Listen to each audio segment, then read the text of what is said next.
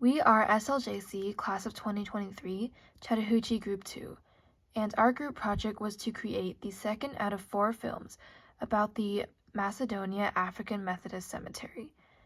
The purpose of these films was to make this little-known yet important part of Johns Creek history more known to our audience, and to help them understand how it impacts our lives today.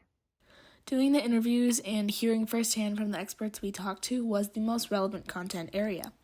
We got information from a firsthand source and from someone in that field. While it was important to research online, such as through articles and secondhand sources, it would be difficult to glean and integrate the information even when it contradicted with each other, or if the information was just hard to understand. The interviews allowed us to ask direct questions and get specific, tailored answers to our questions, which really helped down the road in using the information for the video. For things we would keep the same, I think we were definitely grateful that we were able to interview Ms. Cobb, since she is someone who has experience with advocating and educating about the history of Georgia and the cemetery itself. Also, it was a great idea to create the documentary to honor an area that was not as publicly recognized, so it would come across as unique or never seen before. If we were to do this again, I feel that having more 2 to 3 people to interview per group would allow for more diverse opinions on the legacy of the cemetery. One of the most validating parts of working on a project like these documentaries came in the aftermath of releasing the films to the public. Having the opportunity to use our docs as a medium to raise awareness about the little-known Macedonia cemetery has allowed people in and around Johns Creek to better understand the rich history surrounding the land that we live on. I hope that our work across these 4 films can incite a call to action for the preservation and restoration of an integral part of the history of Georgia. One leadership skill that my group really experienced and understood during this project was the skill of communication.